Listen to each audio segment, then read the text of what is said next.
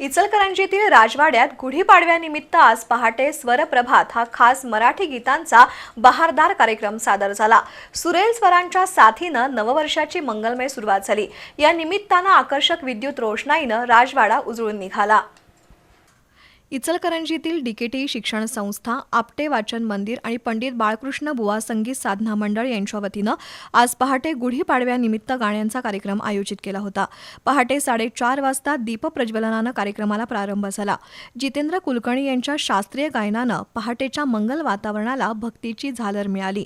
त्रिगुण पुजारी, स्मिता कुलकर्णी, शिरीष कुलकर्णी, सृष्टी सबनीस, श्रद्धा सबनीस, शिवाजी लोहार, गौरी पाटील, दीपक फडके, शिरीष कुलकर्णी आणि सहकारी कलाकारांनी एकापेक्षा एक बहारदार मराठी गीतं सादर करत उपस्थितांची मनं जिंकली।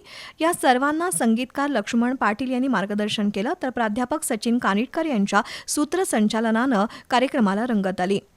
12 बलुतेदार या संकल्पनेवर सादर झालेल्या कार्यक्रमात महाराष्ट्राची लोकसंस्कृती दिसून आली।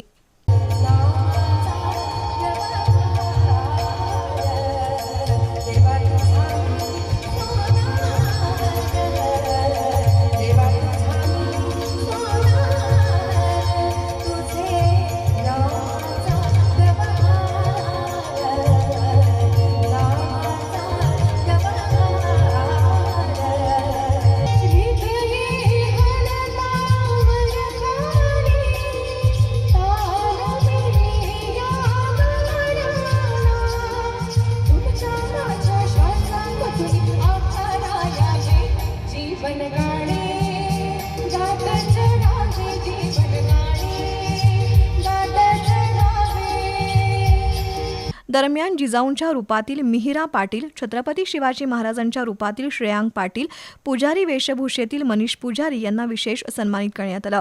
कार्यक्रमाला माजी खासदार कल्लापण्णा आवाडे, माजी मंत्री Prakash Awade, doctor Sapna Awade, Umesh Kulkarni, Sushma Datar, Sarjerao Patil, doctor LS Admuthe, Kuber Magdum यांच्यासह रसिक नागरिक उपस्थित होते।